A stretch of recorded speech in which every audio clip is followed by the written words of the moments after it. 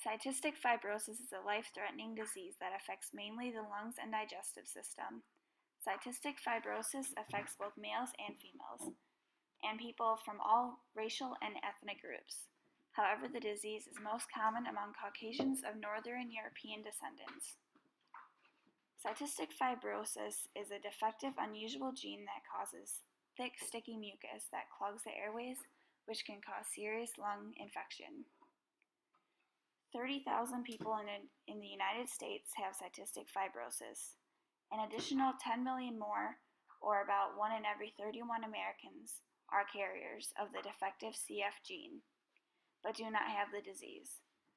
Most of these patients take over 30 pills a day, depending on weight and how bad the disease is. Symptoms of cystic fibrosis are very salty tasting skin, persistent coughing and wheezing, frequent lung infections including pneumonia or bronchitis, shortness of breath, poor growth and weight, frequent greasy, bulky stools or difficulty with bowel movements, male infertility, and cubed fingers. The symptoms usually start in early childhood.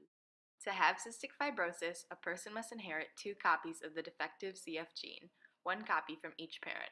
It is a recessive trait and is not X-linked because you have to have 2 parents that are at least carriers of the disorder. There are 1,500 mutations known. Most common are found on the delta 508 and the 520F. Both of these are found on the 7th chromosome. In the picture above, you can see that the offspring has a 50% chance of being a carrier and a 50% chance of not being one. There is no cure for cystic fibrosis, and the disease generally gets worse over time. However, thanks to screening for early diagnosis and new treatments, people with cystic fibrosis can live into their 40s and longer. So talk to your doctor about testing to see if you're a carrier of the cystic fibrosis mutation. It could be your life at hand, and also because you don't want salty kids.